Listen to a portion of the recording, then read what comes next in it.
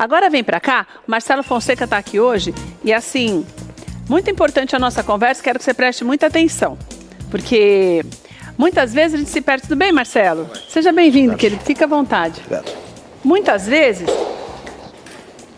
a gente se perde com essas notícias, sabe? Por exemplo, eu mesma falei assim, e agora? Quem é que tem direito ao ressarcimento no plano econômico do governo Collor? Nós já passamos por vários planos econômicos no nosso país, mas nesse caso específico, você deve ter visto na mídia, houve muitas conversas e muitas informações desencontradas. Então, quando acontece isso, como se trata de uma devolução de dinheiro, muitas vezes você fica desesperado aí para ressarcir o que você perdeu.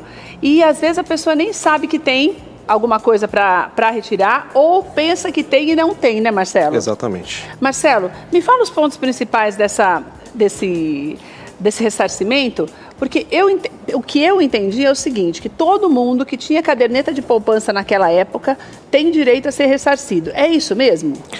Não tão simples assim.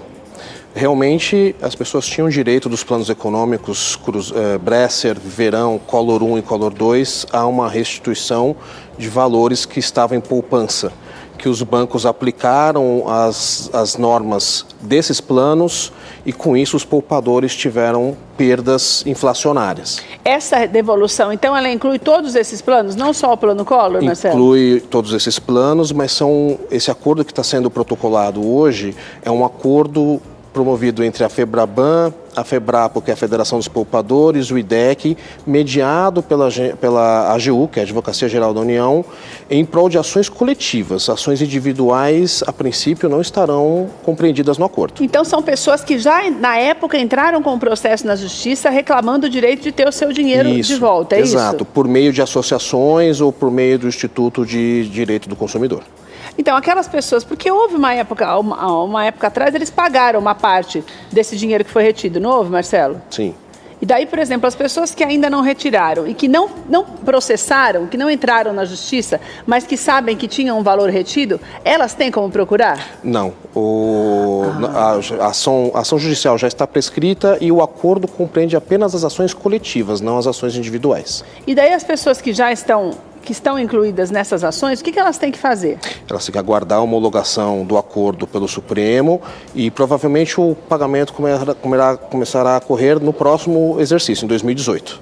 E Marcelo, quais são as pessoas, as contas que envolvem esse projeto, esse ressarcimento, são só as contas poupança? Só as contas poupança, exatamente. Das pessoas, então, deixa eu ver se eu entendi. A pessoa que tinha o dinheiro retido naquela época e que na época procurou a Justiça, teve advogado e tudo, para entrar na Justiça contra o governo requerendo esse dinheiro, agora elas vão ter o direito de receber. Essas pessoas. Essas pessoas que estão nas ações coletivas. As pessoas que entraram com ações individuais, eu sugiro aguardar, após a homologação do acordo, contatar seu advogado particular para saber como proceder. Então, depois que for pago esse lote, vamos dizer assim, é que as pessoas físicas é que podem ir atrás. As pessoas, exatamente. Marcelo, mas esses processos também não prescrevem? Não, os processos que já estão ajuizados, não. O acordo ocorreu em virtude de um momento bastante propício para os bancos e para a economia e vai injetar uma média de 10 a 12 bilhões de reais no mercado consumidor. Ô Marcelo, eu nem lembrava desse plano Bresser de 87. Pois é. Esse plano Bresser era o quê? Você se lembra? Da época do Sarney. Era para tirar o quê?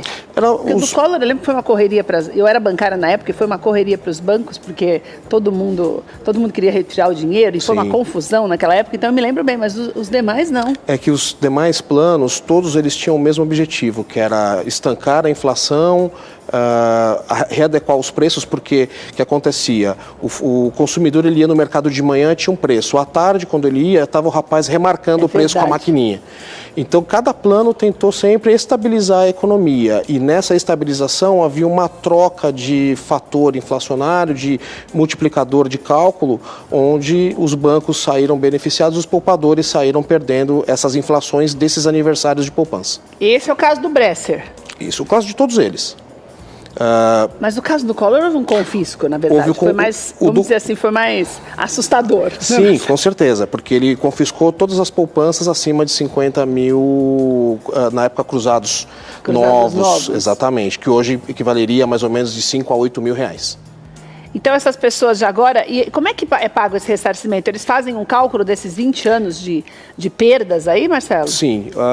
Os bancos, eles criaram provisões contábeis para pagar essas indenizações, porque eles vinham perdendo nos tribunais, inclusive no STJ, que é o Superior Tribunal de Justiça, e... o que acontece? Dentro deste acordo que está sendo mediado pela Advocacia Geral da União, há um multiplicador, há um cálculo específico para pagamento e haverá um desconto do pagamento de acordo com cada plano, que foi o acordo justamente para isso, né? Os dois lados saem perdendo alguma coisa. Alguém tem que ceder, né? Não adianta. Exato. É melhor do que não receber nada, né, Marcelo? Sim, mas para os poupadores será muito bom, porque os poupadores têm uma média de idade já na casa dos 60, 70, 80 anos, porque essa ação durou quase 30 anos. Marcelo, deixa eu te falar. É meio ruim perguntar essas coisas, mas acho que a gente tem que perguntar. E se a pessoa que entrou com essa ação já morreu? A família tem direito de receber? Eu entendo que sim, que a família tem direito, sim. O direito adquirido ele passa a ser do sucessor. Com certeza, nesse acordo de ação coletiva, deverá haver um capítulo especificando como o herdeiro deve proceder para poder reaver o valor do seu pai, da sua mãe, enfim. E, Marcelo, quantas pessoas você acha que vão ser beneficiadas com esse pagamento, hein? Aproximadamente 3 milhões de pessoas serão beneficiadas com esse acordo. E é interessante isso, né? Porque passa tanto tempo que a pessoa já perdeu até a esperança de receber, né, Marcelo? Exatamente, exatamente. Se for uma jogada política ou não interessa pra gente. O que interessa é que as pessoas vão eu sempre falo isso, né? Quais são as intenções do governo com essa liberação não nos interessa, desde que as pessoas tenham o direito de receber um dinheiro.